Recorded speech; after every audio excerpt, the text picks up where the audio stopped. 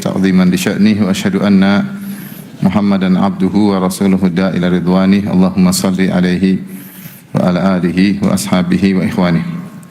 Hadirin dan hadirat yang dirahmati oleh Allah Subhanahu wa taala. Tentunya kita semua tahu bahwasanya tujuan Allah Subhanahu wa taala menciptakan kita adalah untuk semata-mata beribadah kepada Allah Subhanahu wa taala. Wa ma khalaqtul jinna wal insa illa liya'budun. Allah berfirman, tidaklah aku ciptakan jin dan manusia kecuali untuk beribadah kepada-Aku. Wa ma umiru illa liya'budullaha mukhlishina lahud-din hunafa.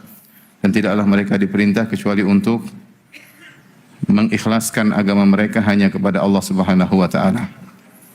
Oleh karenanya orang yang paling bahagia pada hari kiamat kelak adalah orang yang paling mentauhidkan Allah Subhanahu wa taala. Dalam hadis yang diriwayatkan oleh Imam Al-Bukhari dari Abu Hurairah radhiyallahu taala anhu, beliau berkata kepada Nabi, "Ya Rasulullah, man as'adun nasi bi syafa'atika yaumal qiyamah?"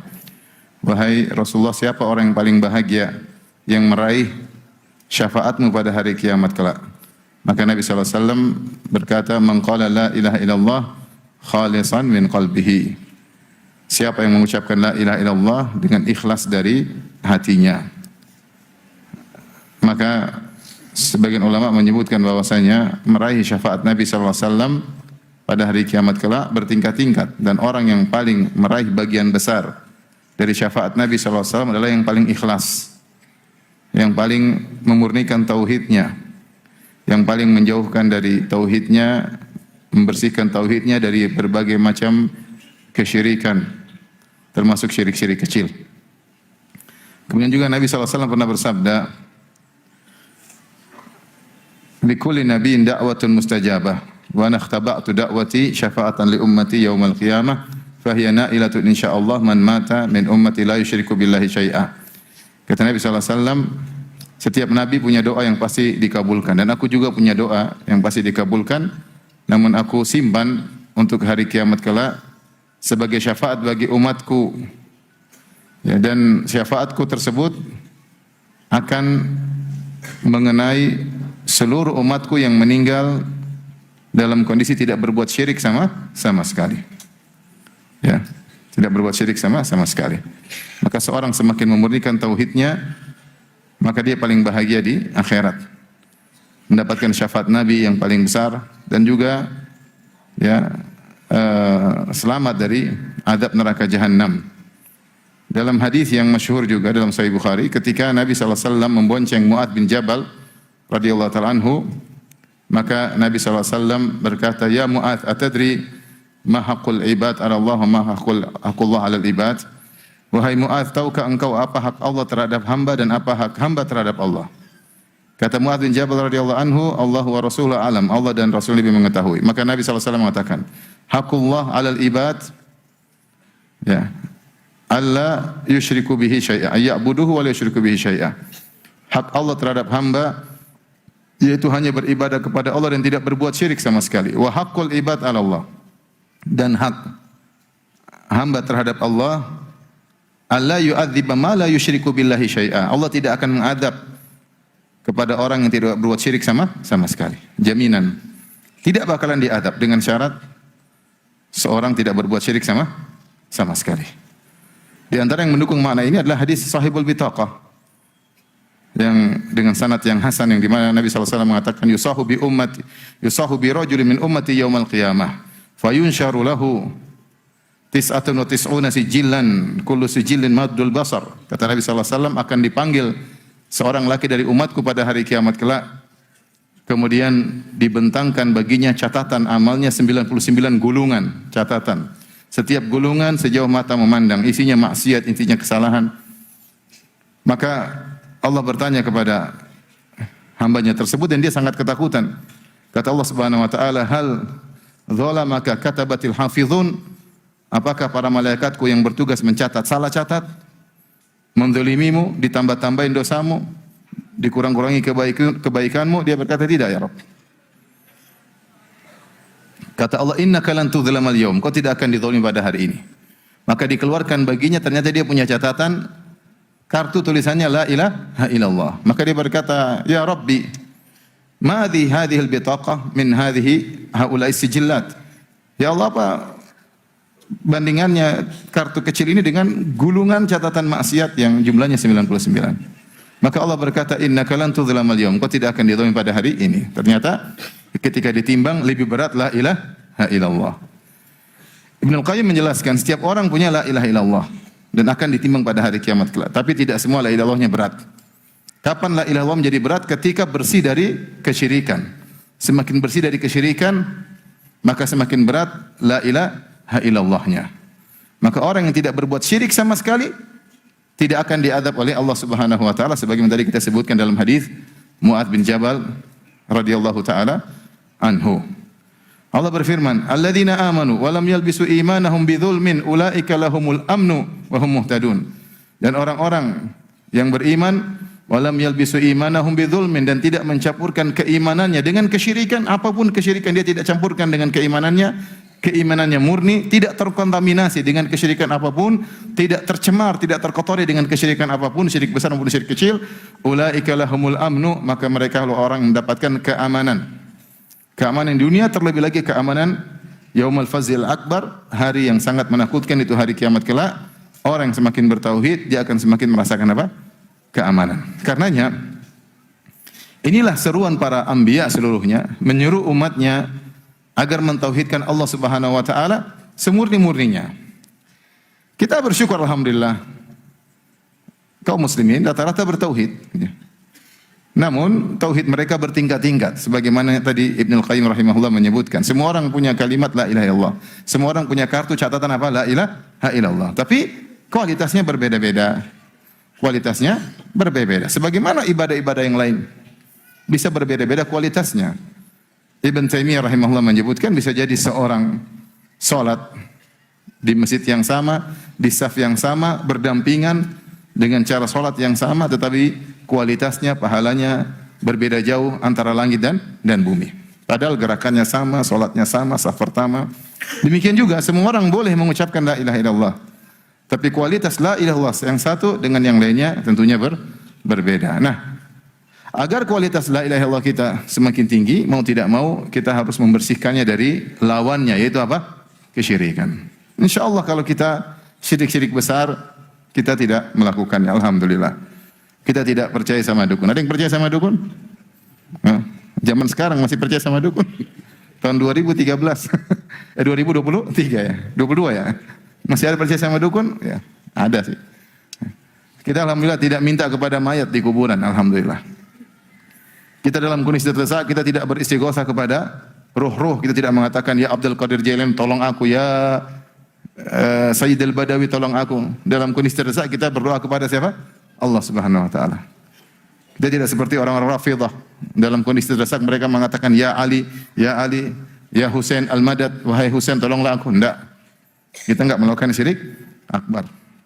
Ya alhamdulillah ya. Ya. Kita tidak menyembelih untuk jin. Kalau bangun rumah, kalau bangun bangunan kita enggak motong ayam hitam 7 ekor, semuanya hitam. Enggak boleh ada putihnya, enggak juga. Ya. Kita enggak pernah begitu alhamdulillah. Insyaallah kalau syirik-syirik besar secara umum kaum muslimin selamat. Yang jadi masalah syirik-syirik kecil. Ini yang perlu perjuangan. Agar kita bisa bersih dari syirik-syirik kecil. Dan ini butuh perjuangan sampai kita meninggal dunia. Karenanya yang dikhawatirkan Nabi SAW kepada umatnya syirik kecil. Kata Nabi SAW, akhwafu ma akhafu alaikum asyirkul asghar. Yang paling aku khawatirkan kepada kalian, wahai para sahabatku, apa syirik? Syirik kecil. Karena syirik besar insya Allah para sahabat tidak melakukannya. Mereka dulu sebelum masuk Islam mereka benar-benar melakukan segala bentuk syirik akbar mereka lakukan. Setelah mereka masuk Islam mereka meninggalkan semuanya. Tapi syirik asghar yang mengintai setiap saat bisa menjangkiti siapa saja. Makanya Rasulullah SAW mengatakan, akhwafu ma akhafu alaikum asyirkul asghar. Yang paling khawatirkan menimpa kalian adalah syirik kecil. Fasa'aluhu, mereka bertanya apa syirik kecil? Kata Rasulullah SAW, ar-riya, itu beribadah untuk dipuji. Dalam hadis yang lain kata Rasulullah SAW, ala ukhbirukum bima huwa akhwafu alaikum indi min fitnatil masjid dajjal. Maukah aku kabarkan kepada kalian Dan suatu perkara yang lebih aku khawatirkan menimpa kalian daripada fitnahnya Dajjal. Qalu bala ya Rasulullah. Kata para sahabat, tentu ya Rasulullah. Apa itu yang kau khawatirkan? Kata Nabi sallallahu alaihi wasallam, asyirkul khafi, syirik yang samar. Yaqumur rajulu fayusalli fayuzayyina salatahu lima yara min nadhir rajulin ilaih. Seorang berdiri, kemudian dia salat, kemudian dia bagus-baguskan salatnya karena dia tahu ada orang sedang melihat dia apa? Salat. Entah dia seorang imam, biasanya dia baca rakaat pertama qul huwallahu ahad, rakaat kedua qul a'udzu birabbin nas. Begitu dia tahu ada pejabat yang datang atau jamaah lagi rame, dia baca rakaat pertama surat Al-Baqarah, rakaat kedua surat Ali Imran. Misalnya. Bukan apa-apa, supaya untuk dipuji. Ini yang dikhawatirkan oleh Nabi sallallahu alaihi wasallam menimpa umatnya, di antaranya para sahabat. Nah, pada kesempatan kali ini kita akan menyebut beberapa syirik-syirik kecil yang mungkin tanpa kita sadari kita terjatuh di dalamnya.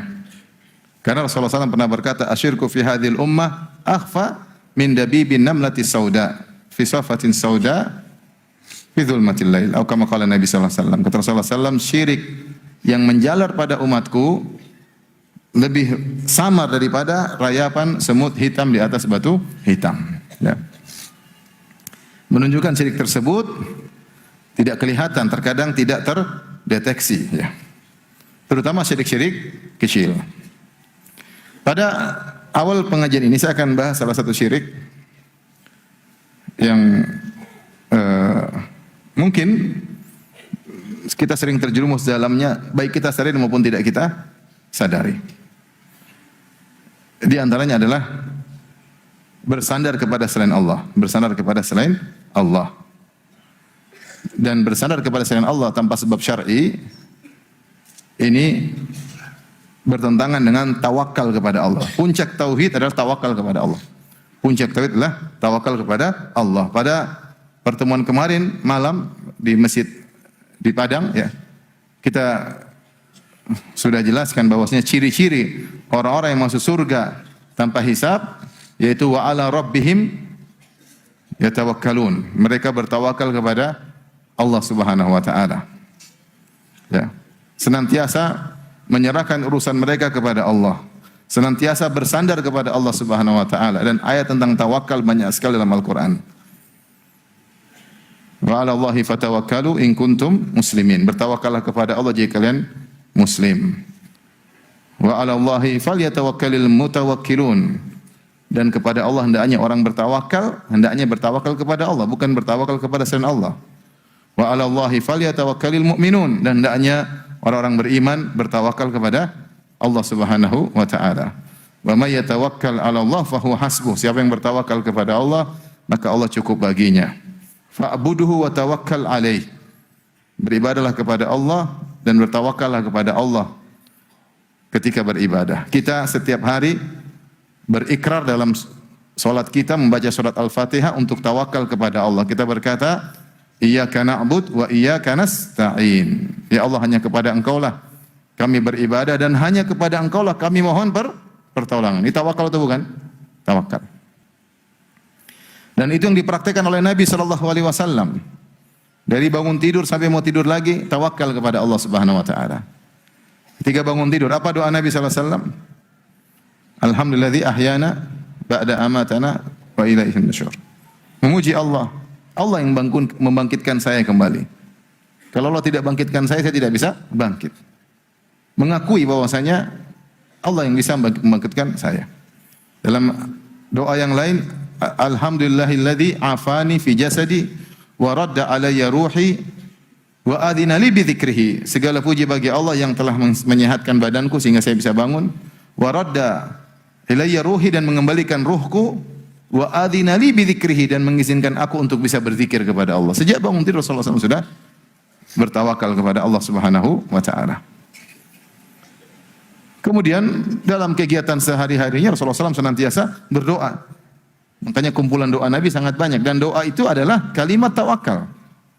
Kalimat tawakal, karena sebelum kita berbuat, kita menyerahkan urusan kita kepada siapa? Allah. Kita minta tolong kepada Allah. Kalau kita tidak hafal doa, minimal kita bilang apa? Bismillah.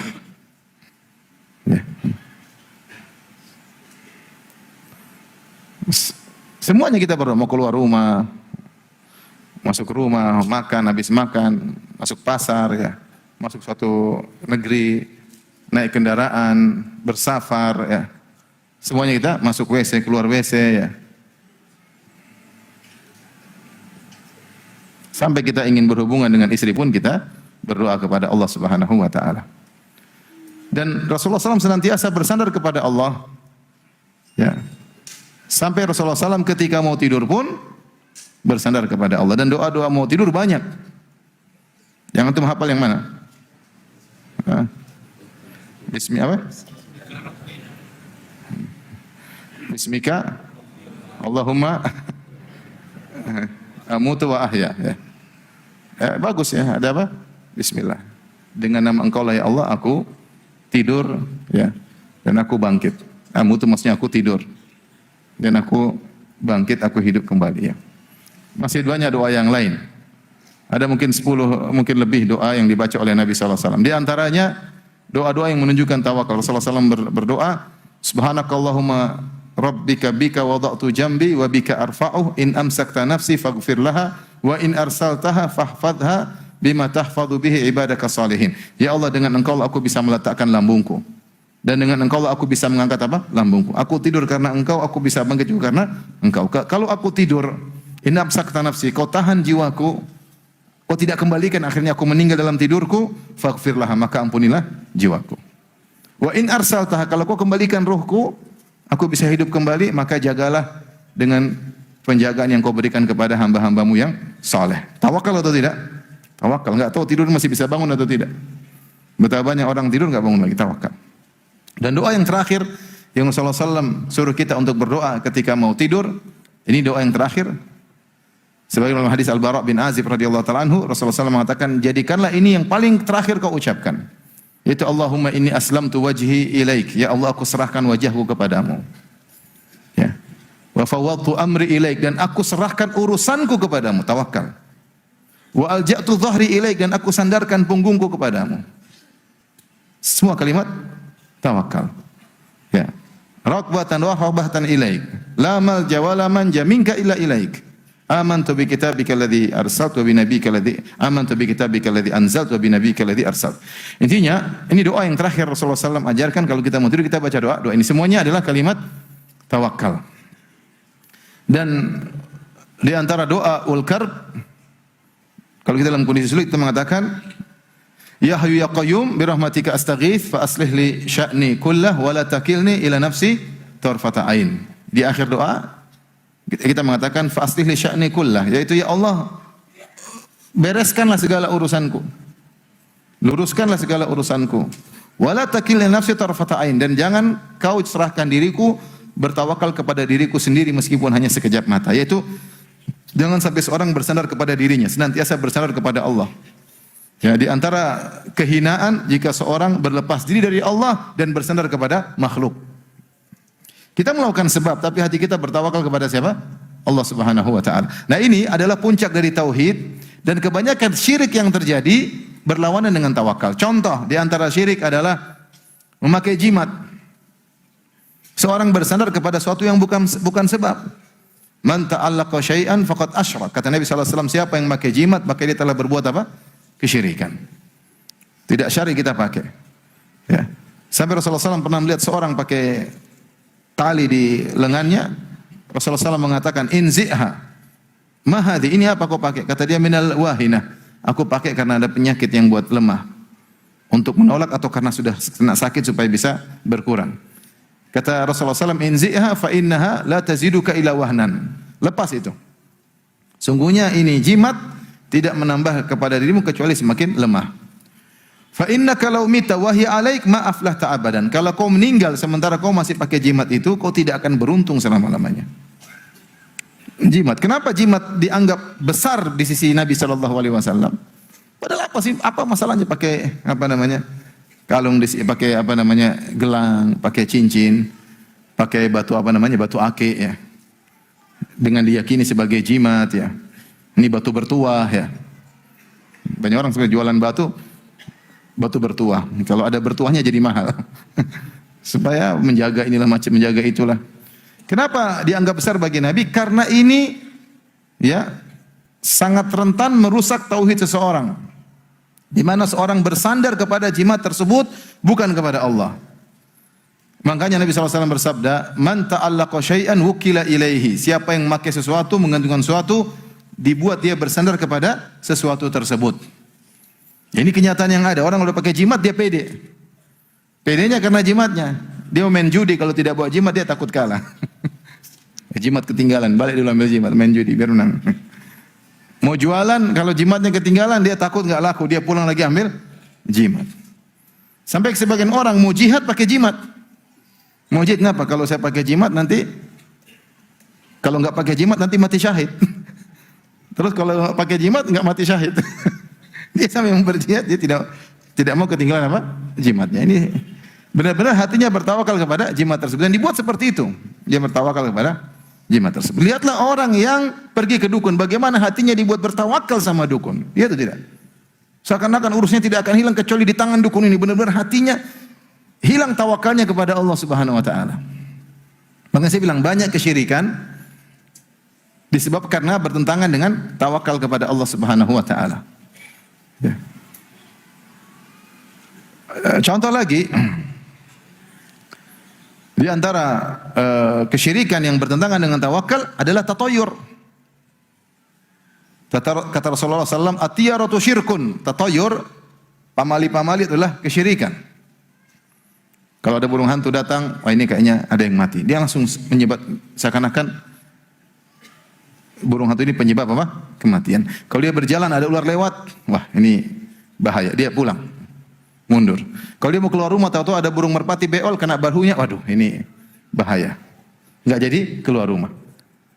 Sehingga dia tidak bertawakal kepada Allah, tapi dia menggantungkan kesialannya kepada hal-hal yang dia alami tersebut. Makanya kata Ibnu Mas'ud radhiyallahu taala anhu, beliau berkata ketika menyebut at-tiyaratu syirkun, at-tiyaratu syirkun, tatayur itu adalah syirik. Tatayur adalah syirik, wa ma minna illa, tidak seorang pun dari kita kecuali ada terbetik dalam hatinya, walakinnallaha azhabahu bitawakkul, tapi Allah menghilangkan kekhawatiran tersebut dengan tawakal. Artinya apa? Jika seorang misalnya dia lagi naik mobil, tahu-tahu ada ular lewat depan dia atau ada kucing lompat depan dia, kadang-kadang dalam hati, jangan-jangan. Kalau dia mundur, itulah tatayur. Tapi kalau yang bismillah, itu biasalah. Kucing lewat apa masalahnya? Ular lewat ya, kebetulan aja lewat. Bismillah maju. Kemudian tawakal kepada Allah, itu berarti dia tidak tunduk kepada hal-hal tersebut, tapi dia bertawakal kepada Allah. Kalau terjadi sesuatu dia mengatakan, "Qul la yusibana illa ma katabahu Allahu lana." Kalau terjadi sesuatu, katakanlah sudah dicatat oleh Allah Subhanahu wa taala. Huwa maulana wa 'ala Allahi falyatawakkalul mu'minun. Allah lah yang menolong kita dan kepada Allah bertawakallah orang-orang yang beriman. Tatayur dianggap syirik karena bertentangan dengan apa? Tawakal. Orang kalau udah lihat sesuatu, waduh ini akan begini, akan begitu, akan begini. Mau lahir tanggal berapa? Hari Kamis 28 malam Jumat Kliwon. Waduh, kamu lahir yang perempuan misalnya Rabu Pahing. Itu hitungannya susah itu. Kenapa? Kalau nikah sekarang nanti sial. Dihitung-hitung ternyata 6 bulan lagi. Hitungan ini bikin sial. Karena menunda pernikahan. Ini tatayur, ini bukan hal sepele. Mungkin bagi kita apa sih Ustaz urusannya? Enggak, ini syirik seperti ini. Yang bilang syirik siapa? Nabi SAW. Kenapa? Karena menghilangkan tawakal kepada Allah, bersandar kepada sesuatu yang tidak syar'i. Tadi kita sudah apa? Di antaranya adalah jimat, di antaranya pergi ke dukun, di antaranya ini tatayur. Dan di antara syirik kecil yang bertentangan dengan tawakal adalah ujub. Adalah apa? Ujub. Pede pada diri sendiri. Ini sering saya sampaikan, tapi tidak apa-apa saya ulangi lagi malam ini ya. Bahwasanya apa definisi ujub? Ujub yaitu merasa keberhasilan adalah dengan sebab-sebab kita. Syekhul Islam Ibnu Taimiyah menyebutkan, barang siapa yang mentahqiq mewujudkan iyyaka na'budu wa iyyaka nasta'in, maka dia akan selamat dari riya dan dia selamat dari ujub. Iyyaka na'budu yaitu dia berikrar setiap kali salat Hanya kepada Engkau lah ya Allah aku beribadah. Aku ngaji, aku bersedekah, aku hajian, aku umrah, aku berbakti sama orang tua karena Engkau ya Allah, bukan untuk disanjung oleh siapapun. Sehingga aku tidak mau memposting ibadah yang aku lakukan. Uang tidak diposting aja gatal mau cerita, apalagi di posting ya. Itu hati ini kita lemah. Saat saya posting saya bisa ikhlas, mantap. Ya enggak apa-apa, ya, kalau bisa oke lah. Kita aja enggak posting aja pingin apa? Cerita. Oh saya kemarin gini, oh saya kemarin umrohkan ayah saya kemarin gatal mau cerita. Ini enggak pakai cerita, langsung apa? Posting. Mantap ya. Iyyaka na'bud, yaitu ya Allah, aku beribadah hanya kepada Engkau. Semua yang aku lakukan. Aku baik sama istriku, aku berbakti kepada suamiku, berbakti kepada orang tuaku. Aku haji, aku umrah, aku bersedekah, aku salat malam, aku baca Quran. Semuanya karena Engkau ya Allah, bukan karena manusia. Siapa yang mewujudkan iyyaka na'budu, sudah ingat hanya kepada Allah aku beribadah, maka dia akan selamat dari riya. Dan siapa yang mewujudkan mentahqiq wa iyyaka nasta'in, hanya kepada Engkau lah kami mohon pertolongan, dia akan selamat dari ujub. Dia tahu bahwasanya segala keberhasilannya adalah dari siapa? Dari Allah Subhanahu wa taala. Aku berhasil hafal Quran karena Allah. Aku bisa dapat hidayah karena Allah. Ya. Aku bisa sukses. Ya. Rumah makan Padangku laris karena siapa? Allah Subhanahu Wa Taala. Ya. Tapi di sini nggak ada rumah makan Padang kan? Nggak ada. Di Padang juga nggak ada rumah makan Padang. Tapi semua rumah makan Padang, meskipun tidak dipasang nama ya. Rumah Padang, rumah makan Padang, restoran Padang di luar sana banyak yang laris. Juga karena siapa? Karena Allah. Semuanya. Saya berhasil sekolah S1, S2, S3 semua karena Allah Subhanahu wa taala. Ini sehingga dia mengakui bahwasanya semua keberhasilan yang dia peroleh adalah dari Allah Subhanahu wa taala. Siapa yang memiliki keyakinan seperti ini, dia akan selamat daripada ujub. Ujub, Syekhul Islam rahimahullah menjelaskan adalah syirik terkait dengan tauhid ar-rububiyah. Adapun riya adalah syirik terkait dengan tauhid al-uluhiyah. Bagaimana? Kalau kita riya, kita tujuan kita adalah Allah dan selain Allah. Saya berdakwah karena Allah, tapi saya juga berdakwah supaya disanjung oleh manusia. Ini riya. Tujuan saya Allah dan selain Allah. Saya bersedekah supaya dapat pahala dari Allah dan juga supaya dapat sanjungan dari masyarakat. Ini namanya riya, ingin dipuji oleh masyarakat. Sehingga kita menduakan Allah dengan makhluk. Menduakan Allah dengan, mensekutukan Allah dengan makhluk. Karena tujuan kita karena Allah dan juga karena selain Allah. Riya. Ikhlas mengharuskan tujuan kita semata-mata karena Allah Subhanahu wa taala. Murni, saya ingin mencari ridha Allah. Itu baru namanya ikhlas. Bersih dari riya. Ujub adalah kita berbuat syirik dari sisi rububiyah, bahwasanya kita mengatakan keberhasilan kita bukan hanya karena Allah, tapi karena saya juga. Jadi kalau riya kita mensekutukan Allah dengan orang, kalau ujub kita mensekutukan Allah dengan diri kita sendiri. Paham? Karena kita bilang saya berhasil ini karena Allah, memang Allah, tapi karena saya juga. Karena saya cerdas, karena saya berusaha, karena saya banyak pengalaman, karena saya lulusan S3, karena ini, karena ini. Itulah ujub. Kapan kita merasa keberhasilan diri, keberhasilan kita? Karena diri kita juga ikut andil dalam keberhasilan tersebut, maka itulah namanya apa? Ujub. Yang ini syirik dari sisi tujuan, yang ini syirik dari sisi sebab keberhasilan. Kalau riya mensekutukan Allah dengan orang lain, kalau ujub mensekutukan Allah dengan diri sendiri. Waspada ini. Ya. Orang kalau sudah ujub dia susah bersyukur, dia sombong, dia angkuh karena dia merasa dirinya apa? Hebat. Dia lupa seluruh kehebatan itu siapa yang kasih? Allah. Saya sering sampaikan, jangan kamu bilang kamu kaya karena kamu pintar. Banyak orang yang pintar enggak kaya. Saya punya teman, bos. Anak buahnya yang dulu ranking-ranking di kelasnya, anak buahnya kerja sama aja. Tidak ada yang pintar hebat, tapi tidak semua demikian. Ada orang enggak sekolah, Nggak bisa hitung tapi bos ada. Kalau gitu nggak usah sekolah, Ustaz. Bukan begitu maksudnya. Maksudnya kamu kalau berhasil jangan bilang karena saya. Ya. Jangan bilang saya berhasil karena saya punya pengalaman dari nol sampai saya berhasil. Kita bilang banyak orang punya pengalaman seabrek-abrek tidak berhasil. Kapan kita merasa keberhasilan kita? Karena andil kita, inilah namanya ujub. Kita bilang sebab ada. Alhamdulillah Allah berikan saya kemudahan. Alhamdulillah Allah berikan saya kecerdasan. Alhamdulillah Allah berikan saya sehingga saya bisa berhasil. Bukan bilang dulu saya begini. Itu ini kalimat-kalimat ujub dan ini adalah syirik kecil. Dan ini sering kita lakukan. Baik kita sadari maupun tidak kita sadari. Allah Maha tahu dengan niat kita. Kapan kita berbicara kepada orang lain menunjukkan berhasil karena saya, itulah apa? Itulah ujub. Itulah ujub. Oleh karenanya, kejadian yang luar biasa, Allah ingin beri pelajaran kepada para sahabat agar mereka benar-benar bersandar kepada Allah, jangan bersandar kepada kemampuan mereka. Para sahabat jago-jago, hebat-hebat, soleh-soleh. Mereka pernah gagal di awal peperangan perang Hunain. Sebabnya mereka gagal kenapa? Karena penyakit ujub. Allah sebutkan dalam surat At-Taubah, kata Allah Subhanahu wa taala, "Laqad nasarakumullahu fi mawatin katsirah wa yawma Hunainin id a'jabatkum kathratukum falam tughni ankum syai'an wa dhaqat 'alaykumul ardu bima rahubat thumma wallaytum mudbirin. Thumma anzalallahu sakinatahu 'ala rasulihi wa 'alal mu'minin wa anzala junudan lam tarawha."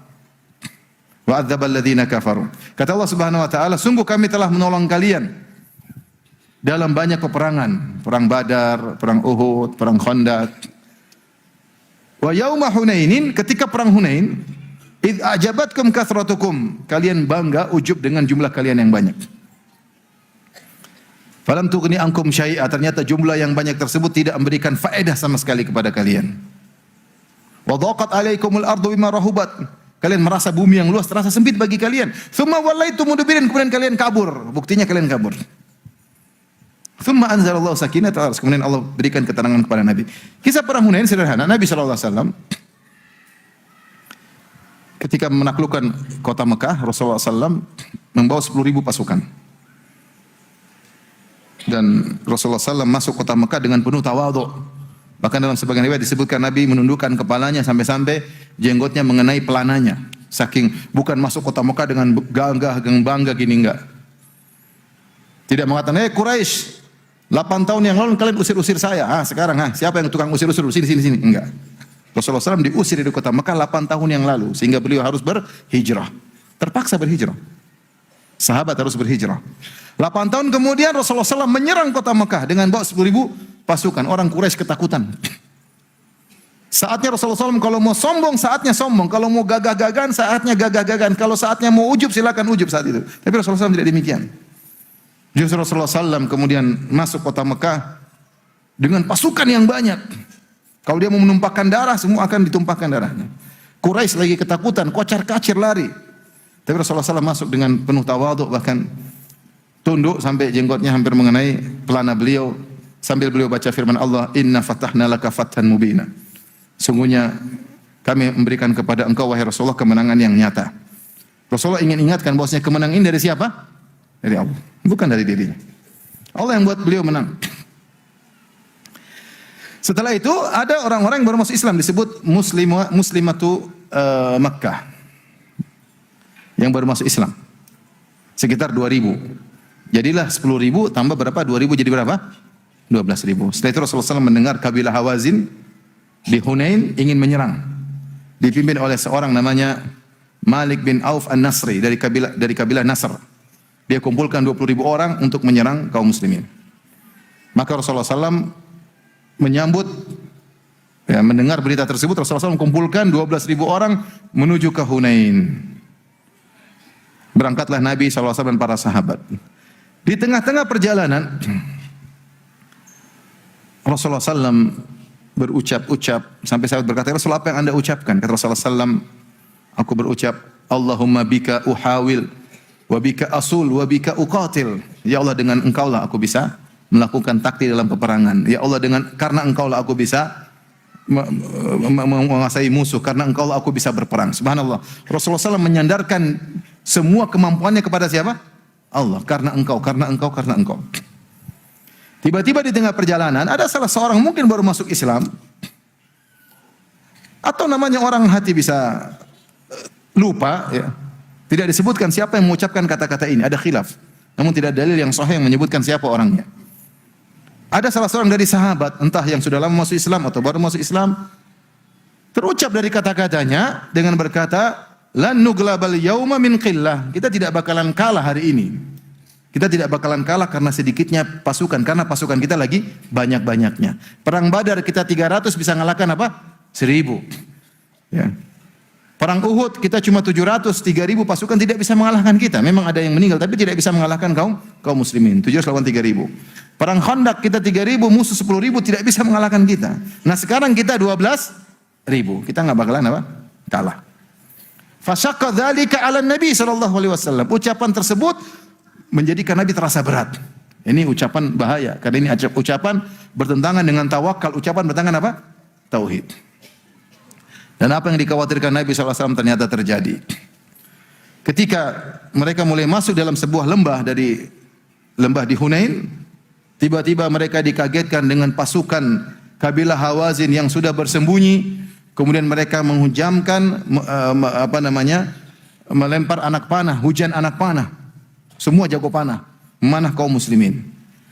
Kaum muslimin ketika itu mereka bingung, mereka kabur. Kata Allah, "Tsumma wallaitu mudbirin." Kemudian kalian kabur.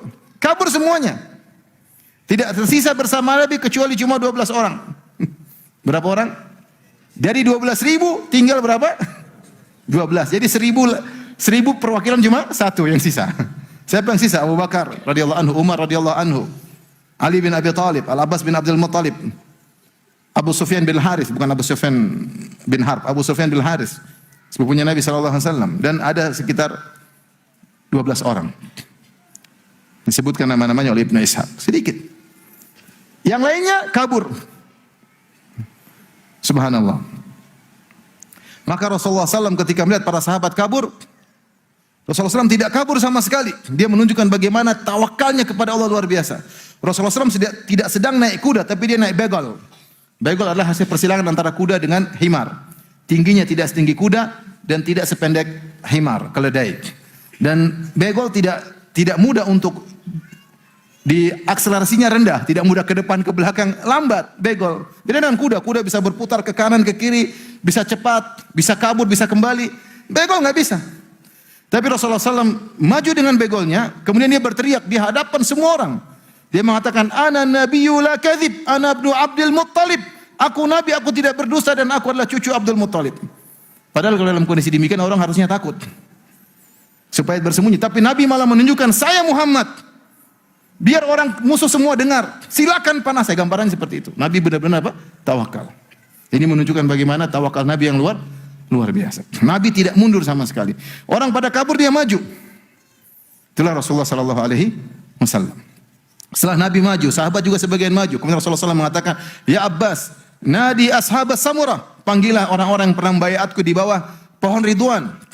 Maka Abbas berteriak, "Ya ashabas syajarah." Wahai orang yang pernah membayat Nabi di bawah Sajaratul Ridwan, sekitar 1.500 orang. Mereka mendengar teriakan tersebut. Sebagian mereka lagi kabur, ini kan kabur, naik kuda kabur. Kudanya dibalik nggak mau, kuda terlanjur kabur. Wah, dipanggil langsung mereka nggak bisa balik kuda, mereka lepaskan kuda mereka, mereka loncat lari ke menuju Nabi SAW membela Nabi SAW. Baru kemudian Allah berikan apa? Kemenangan. Kekalahan itu karena apa di awal kegerangan? Karena apa? Ujub. Padahal dalam peperangan tersebut ada pakar-pakar peperangan. Ada Nabi SAW tentunya yang pakar dalam peperangan. Ada Khalid bin Walid, panglima yang tidak pernah kalah. Ada Abu Bakar, ada Umar, ada Zubair bin Awam, ada Talha bin Ubaidillah, ada jagoan-jagoan. Tapi kok bisa kalah? Sebenarnya mengatakan bisa saja Allah Subhanahu wa taala menyampaikan melalui lisan Rasulullah SAW untuk memberi wejangan kepada para sahabat dengan berkata, jangan kalian ujub, jangan kalian ujub. Tapi Allah ingin beri pelajaran bukan dengan kata-kata.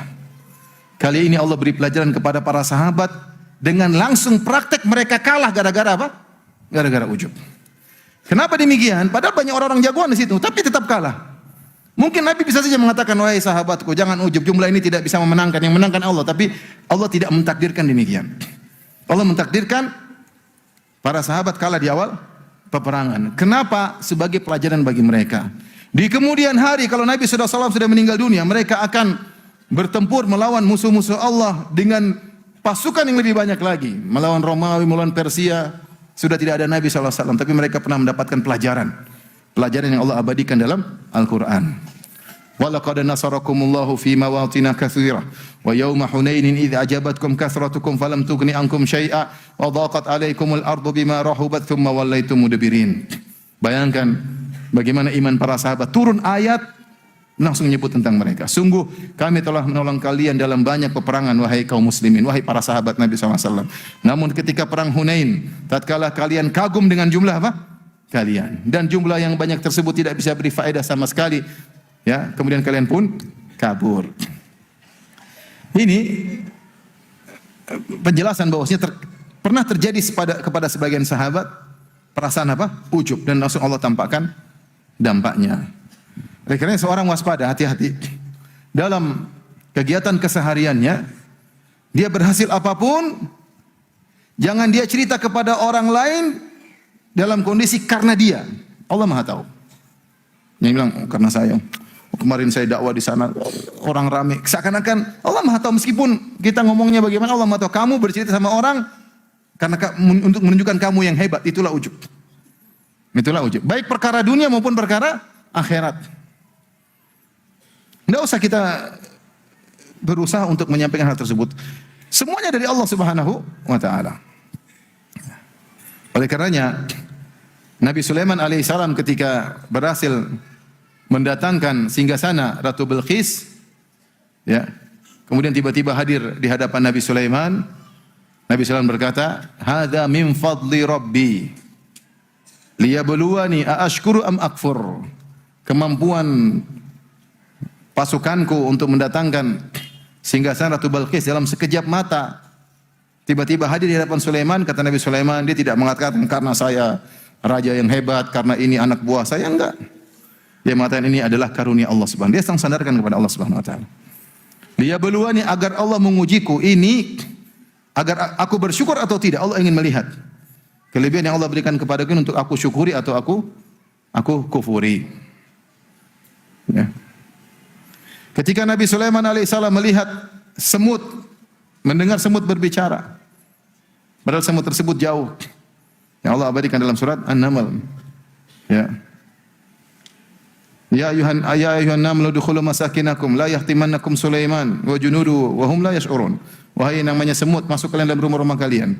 Jangan sampai kalian keinjak Sulaiman dan anak buahnya sementara mereka tidak sadar. Itu semut ngomong di bawah. Nabi Sulaiman minimal naik kuda, kalau enggak di atas awan, di atas apa? Udara. Jaraknya bermeter-meter. Tapi Nabi Sulaiman bisa dengar apa? Semut lagi bicara. Terus semut tersebut kenal Sulaiman. Hati-hati, ada Sulaiman mau lewat. Masya Allah. Azan kan? 3 menit lagi. Semut kenal siapa? Sulaiman. Dia tahu bahwasanya pasukan ini pasukan Sulaiman. Jadi ini adalah suatu kebanggaan yang luar biasa. Ketika mendengar itu semua, Rasulullah SAW, Nabi Sulaiman, kata Allah, fatabassama dhahikan min qawliha. Nabi Sulaiman tersenyum. Qala rabbi auzi'ni an ashkura ni'mataka allati an'amta alayya. Ya Allah, ilhamkanlah kepadaku untuk bisa mensyukuri nikmat yang kau berikan kepadaku. Subhanallah. Begitu lihat apa namanya? Nikmat langsung ingat kepada siapa? Allah. Bukan ujub, malah semakin tunduk. Malah semakin tahu ini ada kewajiban yang harus dia lakukan, yaitu mensyukuri nikmat tersebut. Bukan malah lupa diri, bukan malah menyandarkan keberhasilan dia kepada dirinya sendiri. Maka seorang berhasil apapun, hati-hati jangan sampai dia ujub menyandarkan kesalahan, menyandarkan keberhasilan kepada dirinya. Ya. Allah sebutkan juga kisah tentang orang ujub dalam surat Al-Kahfi. Wa dakhala jannatahu wa zalimun li nafsihi. Qala ma adhunnu an tabida hadhi abada. Ya, dan dia bangga dia. Dia mengatakan aku lebih banyak hartaku, lebih banyak kebunku daripada engkau. Dia bangga dengan kebunnya. Maka dinasihati oleh temannya, hendaknya jangan kufur kepada Allah, ya. Walaula idz dakhalta jannataka qulta ma sya'allahu la quwwata illa billah. Seandainya ketika kau masuk di kebunmu yang penuh dengan kemewahan, keindahan, kau ucapkan masya Allah la quwwata illa billah. Ini semua karena siapa? Allah. Tapi dia lupa, dia malah bangga. Ini kadang-kadang kita begitu ya. Keberhasilan rumah saya, siapa ini? Ini mobil baru, siap. Makanya jadi pedagang yang benar. Lupa diri. Mungkin kita bercanda, tapi itu kata-kata apa? Ujub. Azan ya. Oke, azan, salat, kita lanjutkan tanya jawab insyaallah taala. Wabillahi taufik. Assalamualaikum warahmatullahi wabarakatuh.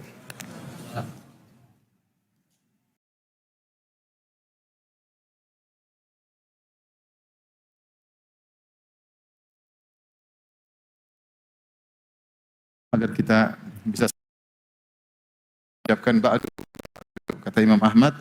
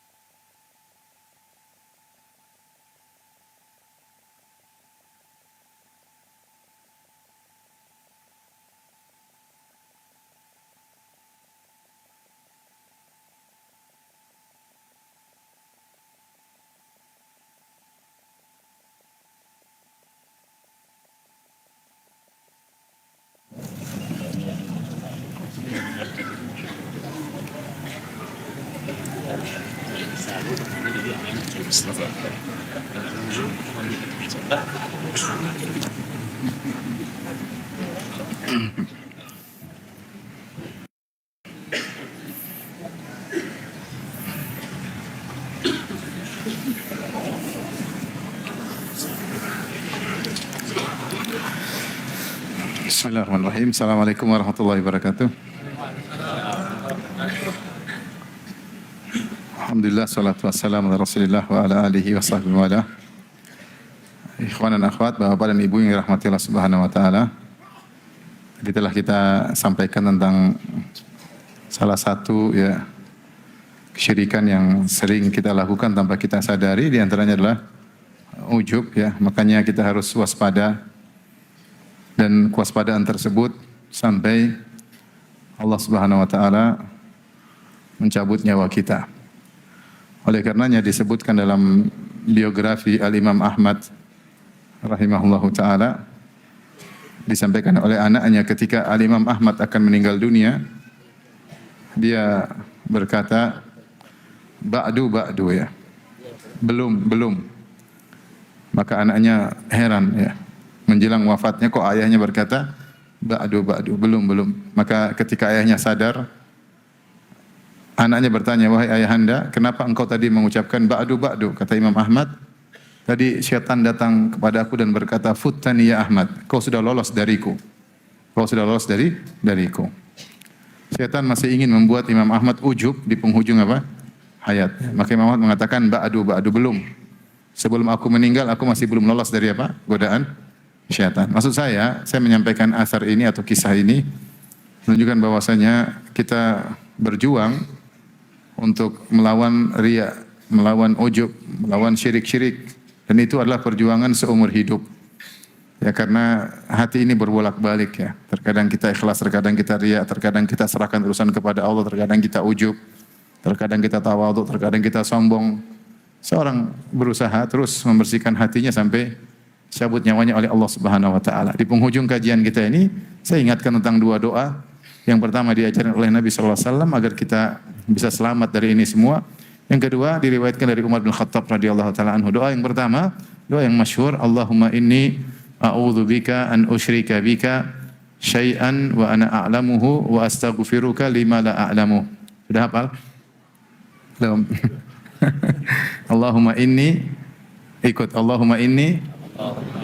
a'udzubika an usyrika bika syai'an wa ana a'lamuhu wa astaghfiruka lima la a'lamuhu. Yang artinya, ya Allah, aku berlindung kepada Engkau dari melakukan kesyirikan sedikit pun sementara aku sadari. Dan aku mohon ampun kepada Engkau dari kesyirikan yang tidak aku sadari. Insya Allah kalau orang baca doa ini sering dia ucapkan, dia insya Allah selalu memperhatikan gerak-gerik hatinya. Insya Allah dia akan bisa selamat dari riya, bisa selamat dari ujub dan syirik apapun. Doa yang pertama, wasiat Nabi kepada para sahabat agar mereka bisa selamat dari namanya syirik. Yang kedua, doa yang diriwayatkan dari Umar bin Khattab radhiyallahu anhu, beliau berdoa, Allahumma ja'al amali kullahu salihan. Ya Allah, jadikanlah amalanku seluruhnya saleh. Waj'alhu liwajhika khalisan, dan jadikanlah seluruh amalanku murni untuk meraih wajahmu. Wala taj'al li ahadin fihi syai'a, dan jangan kau jadikan ya dalam amalanku terkait dengan seorang pun, yaitu jangan aku mensekutukan Allah dengan seorang pun dalam seluruh amalanku. Ya. Ini doanya Umar bin Khattab radhiyallahu anhu. Coba diulang. Allahumma ja'al amali kullahu salihan. Artinya Allahumma ja'al amali kullahu salihan. Ya Allah, jadikan seluruh amalku amal yang saleh, bersih, tidak tercampur dengan bid'ah, tidak tercampur dengan riya, syirik. Ya. Waj'alhu liwajhika khalisan. Jadikanlah amalan-amalan tersebut karena mengharap wajahmu. Wala taj'al li ahadin fihi syai'an. Dan jangan kau jadikan amalanku ini untuk seorang pun selain Engkau, ya Allah. Tapi demikian saja yang bisa sampaikan. Kalau ada yang bertanya, saya persilakan. Kalau tidak ada, alhamdulillah ya. Ada yang bertanya?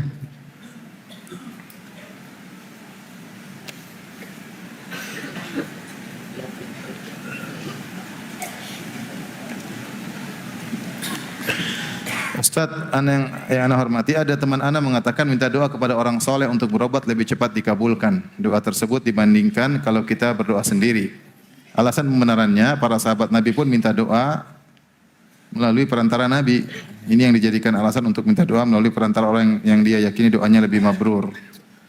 Doa boleh, di antara tawassul yang diperbolehkan ada 3. Pertama, tawassul dengan amal soleh, sebagaimana tentang kisah 3 orang yang terjebak dalam goa.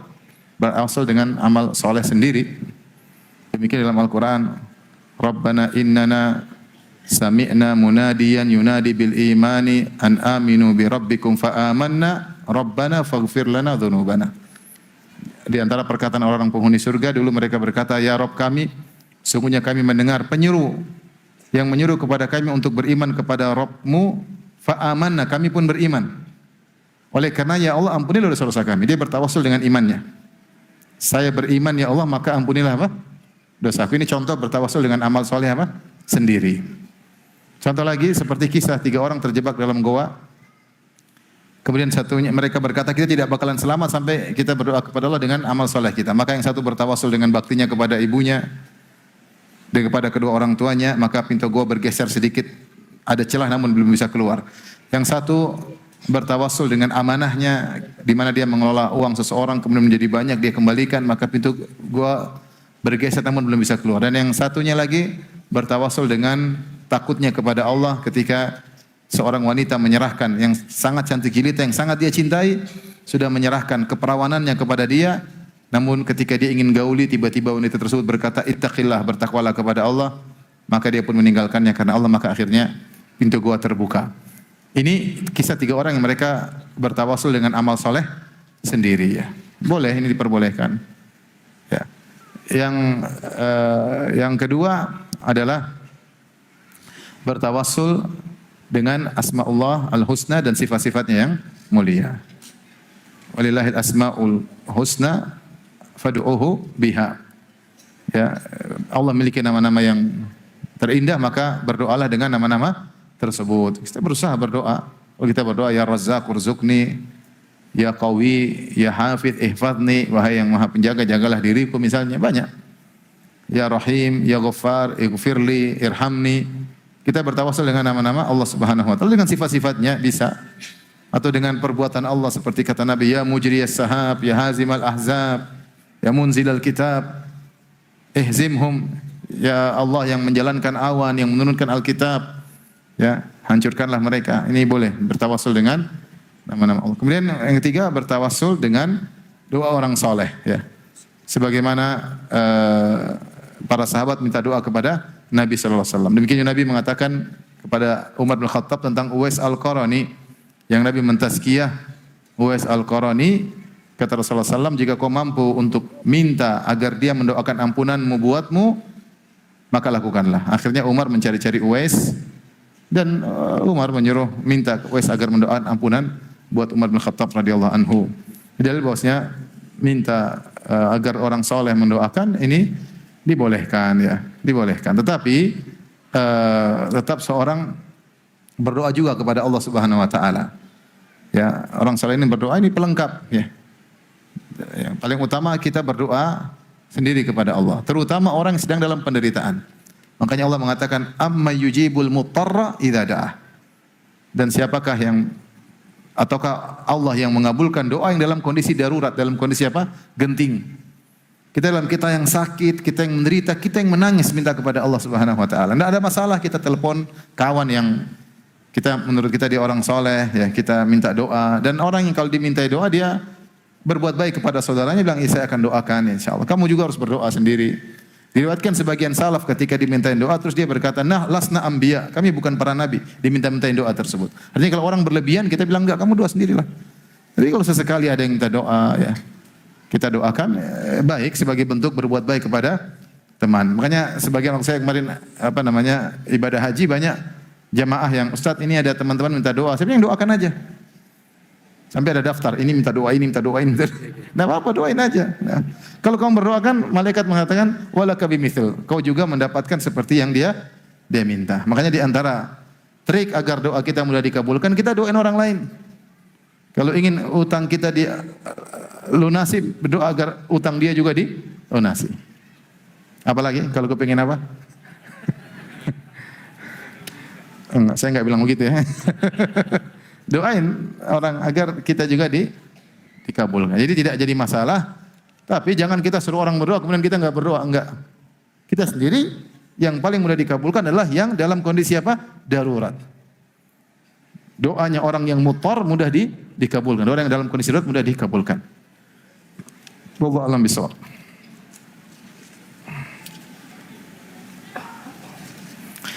Ustaz, bagaimana cara menasihati orang tua yang masih suka pergi ke dukun? Bilang dukun sekarang lagi enggak laku, Pak.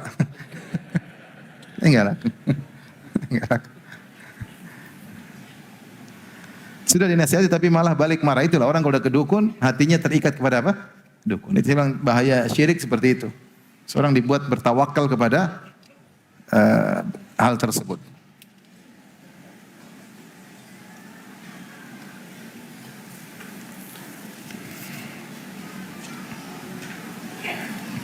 Apakah perkataan saya punya ini, saya punya itu termasuk ujub atau hanya sebatas berbangga diri? Sebagian ulama menyebutkan bahwasanya ujub beda dengan sombong. Beda dengan apa? Sombong. Ujub itu sarana untuk apa? Sombong. Orang yang ujub belum tentu apa? Sombong. Tapi lama-lama dia menjadi sombong. Pertama berawal dari dia merasa dirinya berhasil karena kehebatannya. Akhirnya karena keseringan dia merasa orang lain tidak seperti dia. Akhirnya dia merasa sombong. Sombong lebih parah kalau sombong, ya.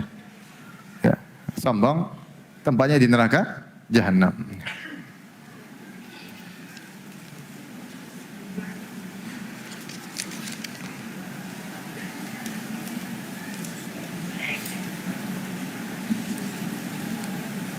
Apakah memutuskan untuk menunda memiliki keturunan adalah tidak tawakal kepada Allah?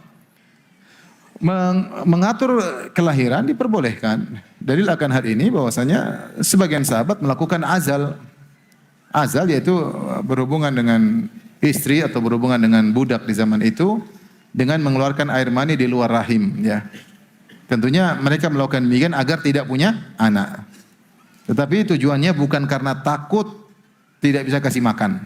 Siapa yang menunda kelahiran karena takut tidak bisa kasih makan, itulah bertasyabuh dengan orang-orang musyrikin. Ya. Aduh, saya kayaknya enggak bisa kasih makan anak saya enggak mau punya, enggak boleh. Itu namanya suudzon kepada Allah. Kata Allah, "Wala taqtulu auladakum khasyata imlaq, nahnu narzuquhum wa iyyakum." Janganlah kalian bunuh anak-anak kalian karena takut miskin, takut enggak bisa kasih makan. Sungguhnya kami beri rezeki kepada anak-anak kalian dan kami beri rezeki kepada kalian. Ya, sudah ada rezekinya masing-masing. Cuma seorang boleh menunda kelahiran atau nanti aja ya. Bukan karena suudzon kepada Allah, saya enggak bisa. Tapi misalnya saya ingin bisa didik anak saya lebih apa? Berhasil, saya masing-masing lah. Ya. Ada orang yang ingin istrinya kalau bisa setahun 2 kali lahir. Kalau bisa cuma ingin punya anak banyak ya. Sebagian orang suka punya anak banyak. Anaknya kumpul, berkelahi saja dia senang, apalagi kalau akur. Abi lapor senang lihat. Lihat berkelahi aja kita senang apalagi kalau akur. Ya ada kebahagiaan tersendiri. Saya ada punya murid belajar sama saya. Saya bilang, "Kamu berapa bersaudara?" 24. Masya Allah. 24. Masya Allah. Saya pernah diundang sama, itu orang Indonesia. Saya pernah diundang sama teman di Yutama. Yutama itu di 80 kilo dari kota Madinah menuju kota Mekah. Di kayak daerah Badui. Waktu diundang kemudian dia panggil seluruh saudara-saudaranya laki-laki semua. Laki-laki sendiri kalau nggak salah 21. Subhanallah, kemudian ditaruh kambing guling kambing besar, benar-benar besar. Ya, Masya Allah. Ini benar-benar kabilah sendiri nih.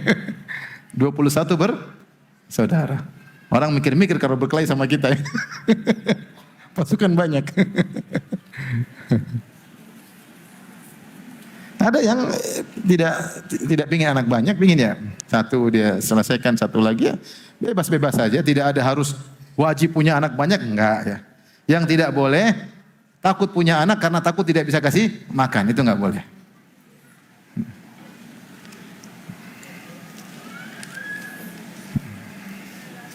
Jangankan kita ya. Orang kafir saja ada yang penduduknya sangat banyak tapi menguasai dunia, ada enggak? Ada enggak? Ada enggak? Ada. Penduduknya sangat banyak. Bisa menguasai dunia tidak? Bisa secara ekonomi.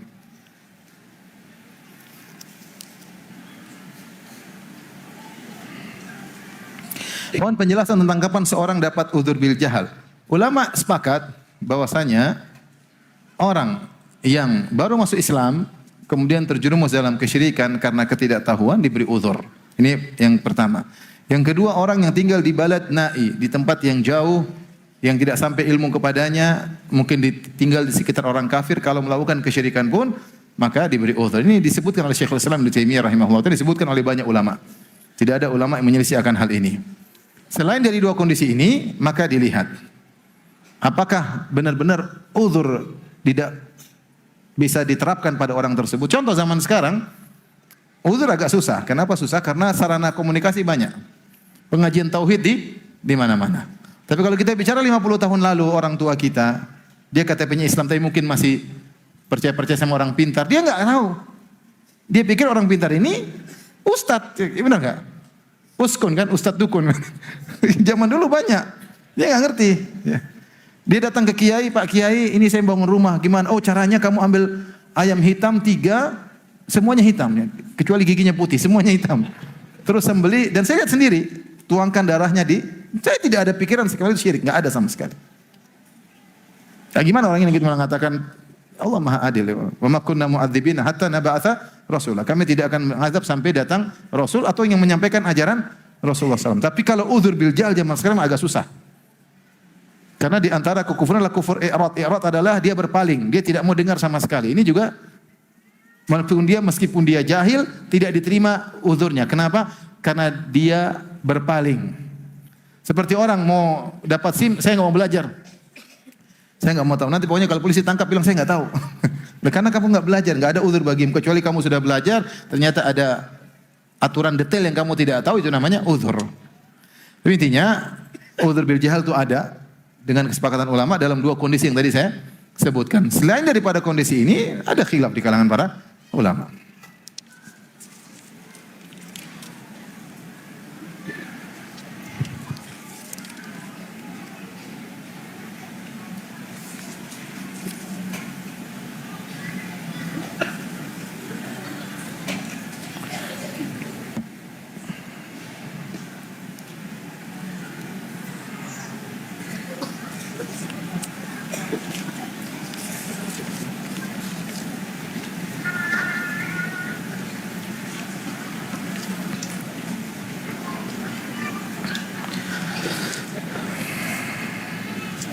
Demikian saja kajian kita.